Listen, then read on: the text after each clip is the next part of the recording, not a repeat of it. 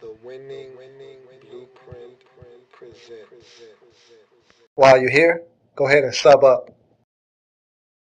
For those of you who don't know, I am Lou, host of the football program in the Lab Room. Thank you for joining me. And I'm here simply talking football. Had a chance to watch a few preseason games over the weekend. Want to talk about what I saw.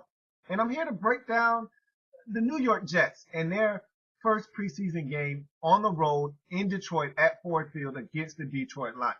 Want to talk about what I saw, jotted down some notes, and not going to be long-winded, going to get straight to the point. So let's talk about the first preseason game of the New York Jets and what I saw. So we start with a solid opening possession for the Jets defense. And I thought that I want to say this. I'm not a big fan of what the Jets have as a roster going into the 2013 season. I don't think the Jets are going to be a very good team, but I don't think it's going to be because of this defense. I want to say that first and foremost. I think where the Jets are going to struggle this season is offensively. And that's always been the case with the Jets under Rex Ryan. The defense has usually been solid. The offense has just done enough to get by, even in the seasons where they went to the AFC Championship game. The offense did enough. The defense was superior. I think Rex Ryan is starting to get those pieces once again on defense. I think this is one of the most athletically gifted defenses he's ever had in his tenure in New York. You look at that defensive line with Sheldon Richardson and Muhammad Wilkerson, and you look at this secondary, it's coming along. You've still got Cromartie. You've got D. Milliner. You've got DeJuan Landry. I like what they're doing in the secondary. I think this linebacking corps is starting to get younger with Copels and Davis. And so I think they're starting to get a lot younger on this football team, a lot more talent defensively. If they struggle in 2013, and I think they will, I don't think it will be because of this defense. And you saw flashes of this defense really flying around, running, and getting to the football. And I think this defense is going to be solid in 2013. So let's talk about the offense now.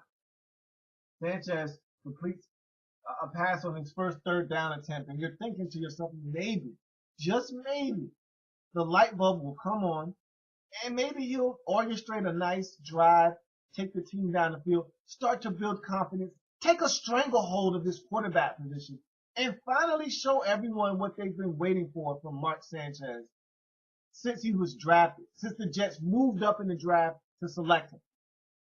And then, of course, Dirty Chaz does what he does best. Turn it over. Pick six. Typical Mark Sanchez. Gotta love him. It's what the guy does. Setting up a screen. Very athletic play by Ezekiel Ziggy Ansah, the Detroit Lions' first round pick in the 2013 draft out of BYU. Defensive end. He sees the screen developing, stops his rush, disengaged from a lineman, reaches up, plucks the ball out of the air. Sanchez still didn't put enough air on it. It's not like Ziggy Ansah made this unbelievable play where he went up and climbed the ladder and snatched the ball out of the air. He made a heck of a play. Most defensive linemen don't catch that football. But Mark Sanchez put no air on the ball. He just threw it straight, and Ziggy Ansah plucked it out of the air and ran for a touchdown. He doesn't get much easier than that. Dirty Chaz, what can you say? And so you get past that and you say, okay, he's got his one interception out of his system. Maybe he's done for the day. Oh, hold on. Wait a minute. Hey, not so fast.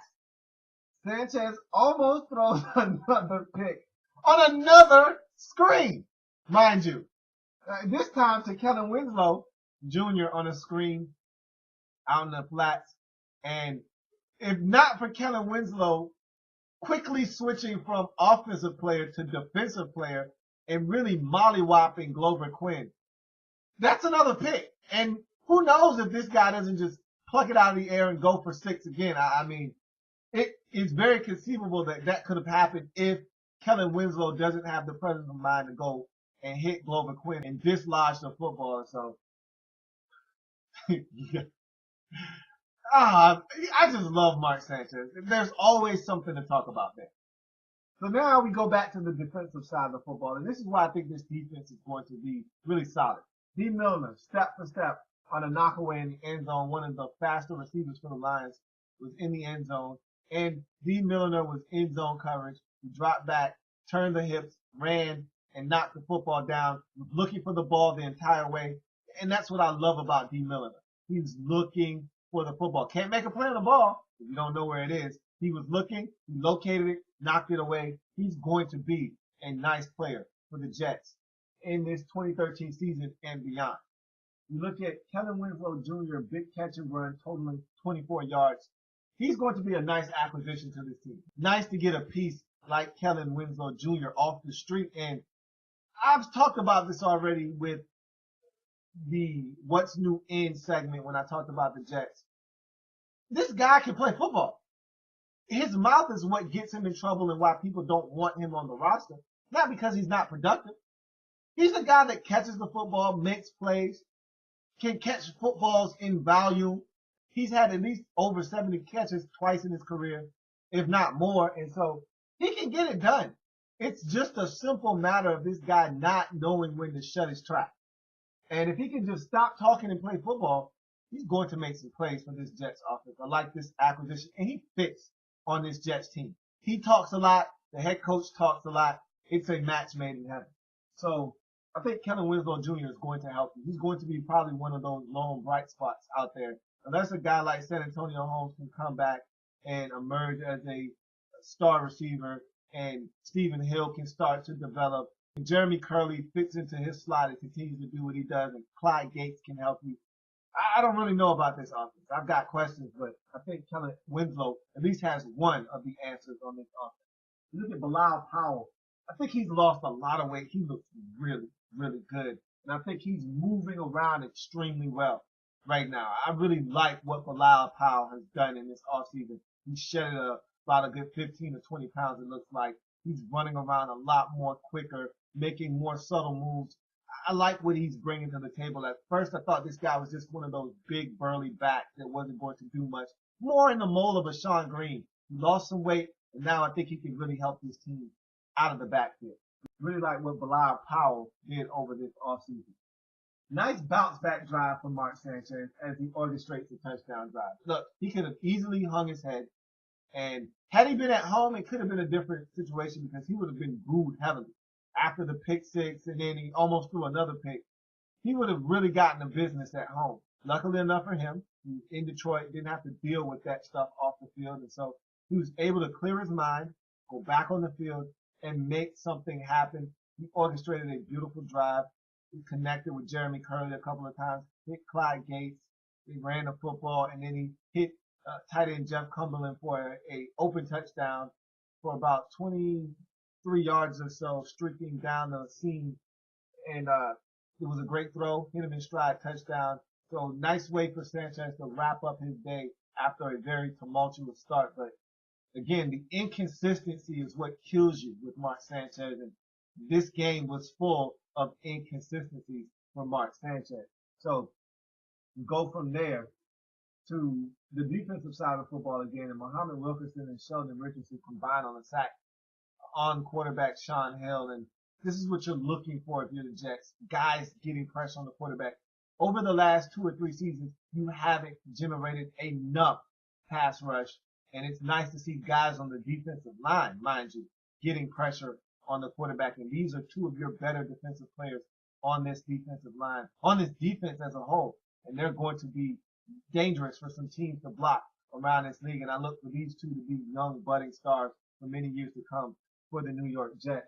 And you wrap this thing up on a very sour note for the Jets. Geno Smith gets injured after starting the game relatively solid. I think he was 6 of 7 before leaving the game. Nothing spectacular, not a lot of throws down the field, but taking what the defense was giving him, throwing a very lively ball. I thought he was really running the offense very solidly, and he hurts the ankle running around and trying to create something out of nothing. Ankle kind of gives way after he plants a little awkwardly on that turf, and he's going to be out for a while. We don't know the extent of the injury right now, but it's devastating because if you're a Jets fan, this quarterback controversy and this competition really is going to come to a halt now. And essentially, if this is a injury that's going to keep him out for any substantial amount of time, guess what? You got to go into the season with Dirty Chaz as your quarterback. And I don't know if you were running from that or not. Who knows? I thought Geno Smith had a really good opportunity to win this job right out in camp. With this injury, who knows what'll happen now? Looks like Dirty Chaz is going to get another opportunity to run this Jets team into the ground. So we'll see what happens. But that's the first preseason game for the New York Jets in my honest assessment and view. Like the content? Want more? Sub up.